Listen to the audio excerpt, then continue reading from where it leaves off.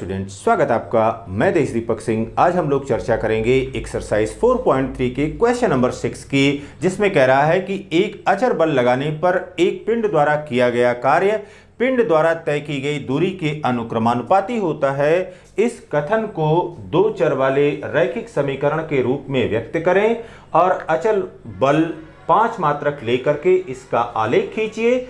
यदि पिंड द्वारा तय की गई दूरी 2 मात्रक और 0 मात्रक हो तो आलेख से किए गए कार्य का मान ज्ञात करिए कि कितना कार्य होगा।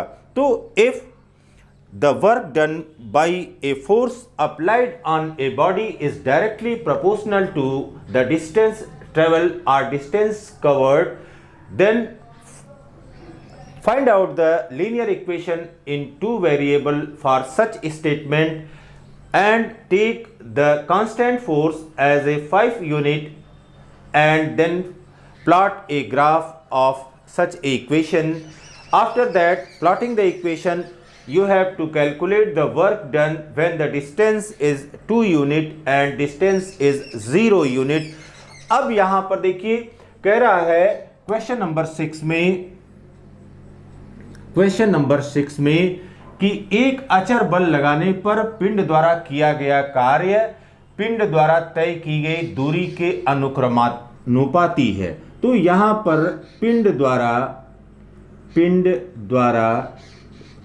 किया गया कार्य यह डायरेक्टली प्रोपोर्शनल है किसके? तय की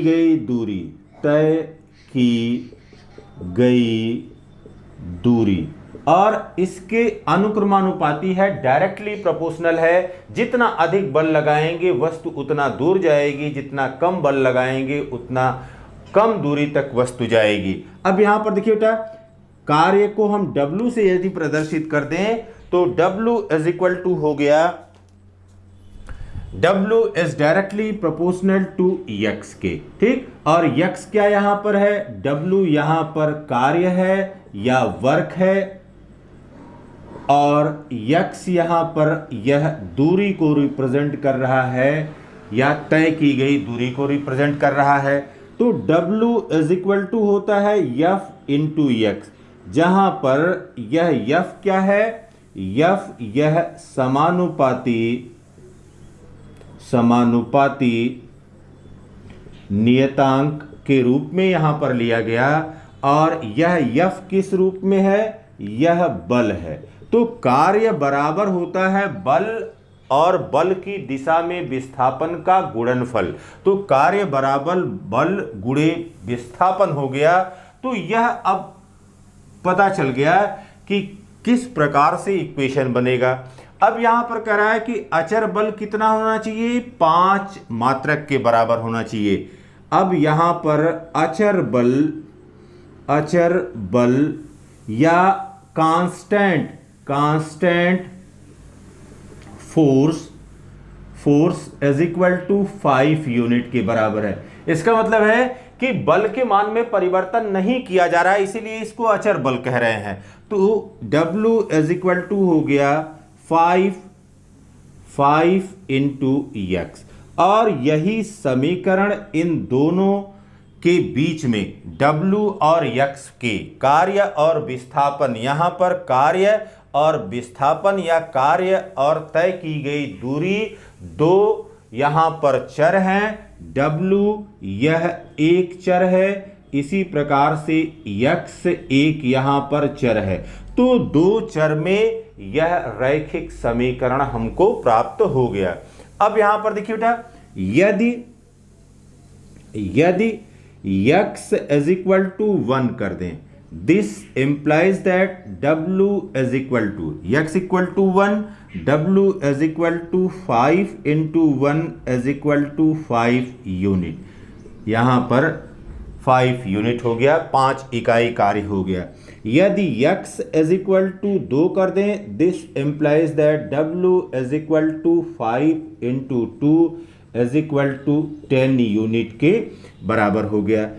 x इज इक्वल टू 3 कर दें, this implies that W is equal to 5 into 3 is equal to 15 unit या 15 इकाई के बराबर हो गया। अब इन दोनों के बीच में जो यह संबंध प्राप्त किए हुए हैं उन संबंधों को सारणी के रूप में प्रदर्शित यहां पर कर दिया जाए। यहां पर x है और यह है W is equal to 5 into x के। अब x के 3 मान हमने लिए, यह है 1, 2 और 3। यहां पर यह हो गया 5, 10 और 15। तो हमारे पास कोऑर्डिनेट क्या है? हमारे पास कोऑर्डिनेट है यहां पर 1 एंड 5, दूसरा कोऑर्डिनेट है 2 एंड 10 और तीसरा कोऑर्डिनेट है 3 एंड 15। तो इन कोऑर्डिनेट्स को लेकर के अब ग्राफ खींचा जाए तो ग्राफ किस प्रकार से देखिए प्राप्त होता है। पहले ग्राफ देखा जाए कि क्या यह ग्राफ हमको सरल रेखा के रूप में प्राप्त हो रहा है। अगर सरल रेखा के रूप में प्राप्त हो रहा है तो अब उससे कैसे हम दिए गए 2 मात्रक और 0 मात्रक दूरी पर किए गए कार्य की गणना कर सकते हैं। अब यहां पर देखिए बेटा, यह x अक्ष है और यह y अक्ष है, x o x डैश। ठीक, अब यहां पर हम यूनिट ले लें या पैमाना ले लें। सबसे पहले हम पैमाना लेते हैं। पैमाना यह क्या है? x अक्ष पर, x अक्ष पर एक बड़ा खाना, यह बराबर, एक बड़ा खाना बराबर है 1 इकाई के, 1 यूनिट के। ठीक, तो यहां पर कर दीजिए 1, 2, 3 एंड 4, 1, 2, 3 एंड 4। इसी प्रकार से इधर -1, -2 एंड -3। फिर देखिए y अक्ष पर, y अक्ष पर, y अक्ष पर, y अक्ष पर एक बड़ा खाना, यह बराबर हो जाएगा 5 यूनिट के। यहां पर 5, 10, 15 है तो इसको अब लिख लेंगे 5, फिर यह 10, फिर यह 15, फिर यह 20। यह हो गया y o and y dash. अब देखिए बेटा, पहली बात क्या कर रहा है कि जब x 1 है तो y is equal to, x is equal to 1 है तो y इज इक्वल टू 5 है। यहां पर पॉइंट आएगा x इक्वल टू 1, यहां पर 1 हो गया और 5 हो गया। x equal to 1, y equal to 5। फिर देखिए दूसरा क्या है? x equal to 2, y is equal to 10, x equal to 2 and y equal to 10।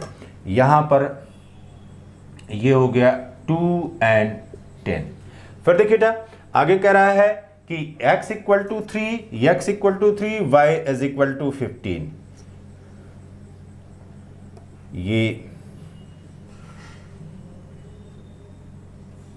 यहां पर हो गया 3 एंड 15।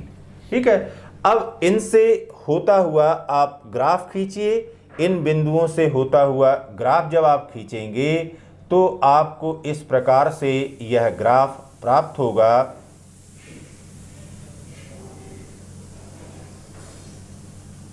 इस प्रकार से यह ग्राफ प्राप्त हुआ।